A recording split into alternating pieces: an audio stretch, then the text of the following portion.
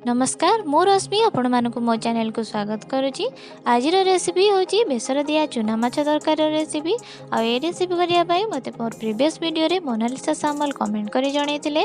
सो आशा करुच्ची आज रेसिपी आपन को बहुत भल लगे।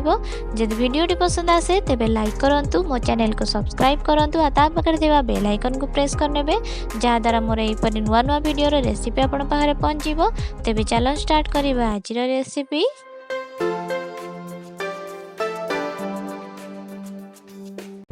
प्रथम ये मुझे 250 ग्राम चूना माछ नहीं जाइए। आम बाछि नेबा एपरि भाव में तार काति छड़े बाछि नेबे। एपरि भाव में सब चूना माछ को बाछि नेबी। देखो ये सब चूना माछ को बाछिकी भल भाव में धोई नहीं मुझे मो हाफ टी स्पून ले दूची हलदी गुंड आ लुण दे दूची हाफ टी स्पून देकी ताको भल भाव में मिक्स कर नौची मैरिनेट कर नौची। एबे आको भल भाव में मैरिनेट कर नेली आको साइड कर नेबा। एठी गोटे आंबुल को मुझे अध घंटा पर्यंत पानी रे बतरे नहींची।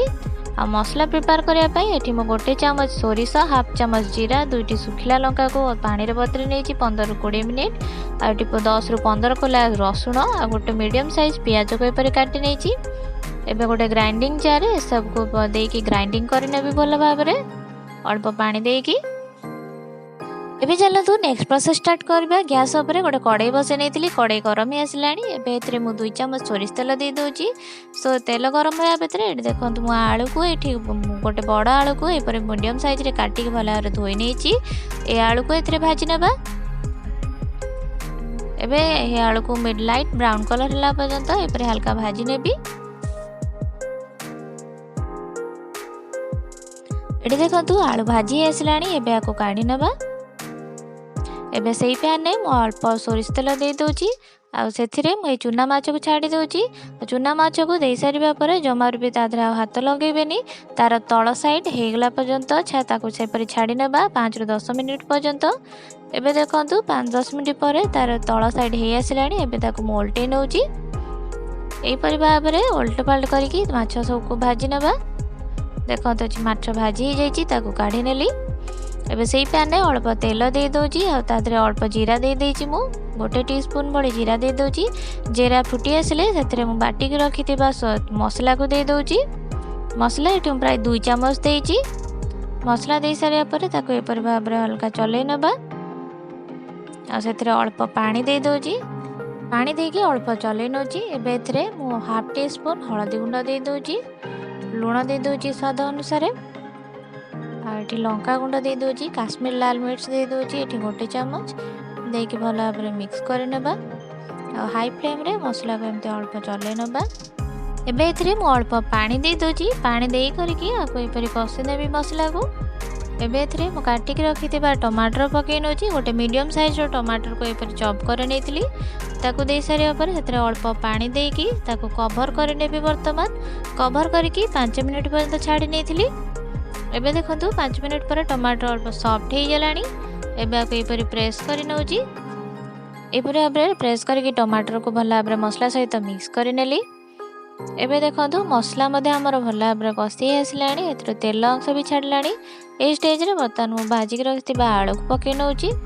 आलू दे सारा पर ताको भल भाव मिक्स कर नेबी। आ 2 मिनिट पर्यंत ताको कवर करके लो टू मीडियम फ्लेम में छाड़ी नेबा। देखो 2 मिनिट पर मु कवर खोलिक देखी नौची।